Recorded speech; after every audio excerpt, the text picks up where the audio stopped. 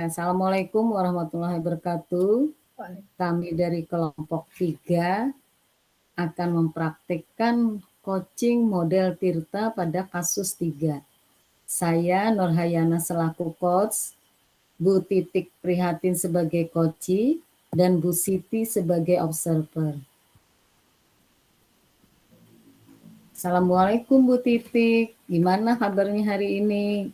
Waalaikumsalam Bu Nur, alhamdulillah baik, kabar ulun. Yakin Bu, baik-baik saja.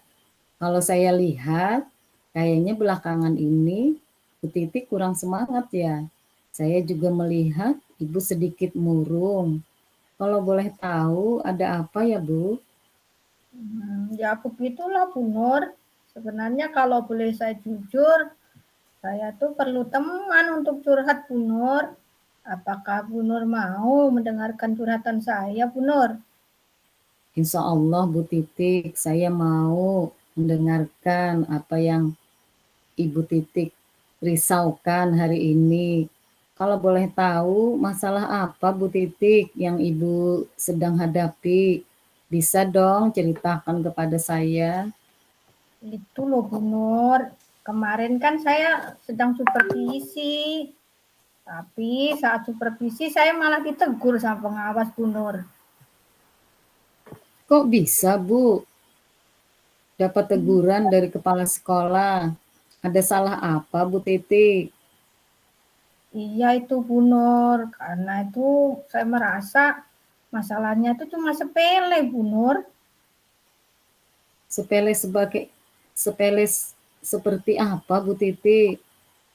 Itu loh Bu Nur, saya itu kan mengajar waktu supervisi itu, saya itu nggak memakai buku teks sebagai sumber belajar. Oh begitu. Lalu proses belajar yang bagaimana Bu?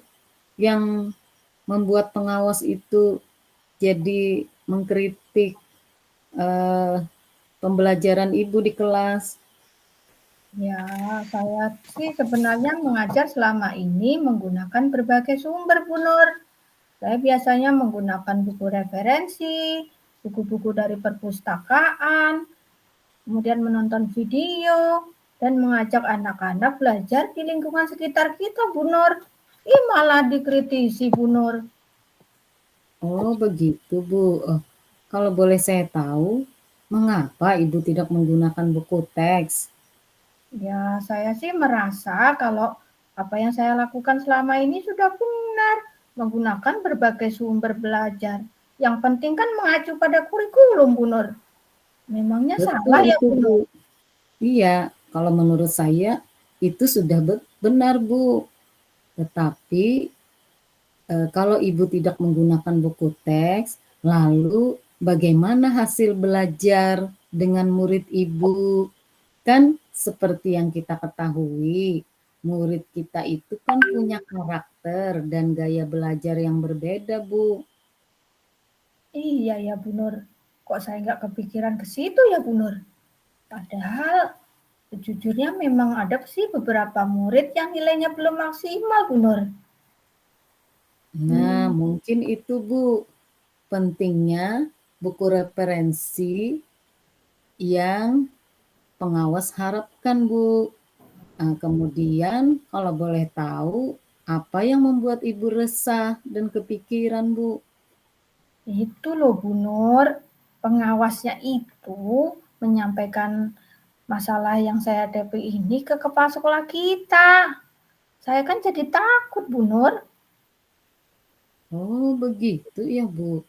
Jadi yang membuat Ibu resah itu pengawas melaporkan masalah Ibu yang tidak menggunakan buku teks di dalam belajar di kelas. Lalu apa rencana Ibu ke depannya? Rencananya sih besok saya akan menemui kepala sekolah Bu Nur. Saya akan Oh, menjelaskan kronologinya. bagus itu, Bu. Kemudian selain itu apalagi Bu yang mungkin bisa Ibu lakukan? Saya mau menjadwalkan ketemu pengawas, Bu. Saya pengen minta maaf. Saya juga akan memakai buku teks saat mengajar anak di kelas, Bu. Oh iya Bu, itu rencana Ibu sangat bagus sekali.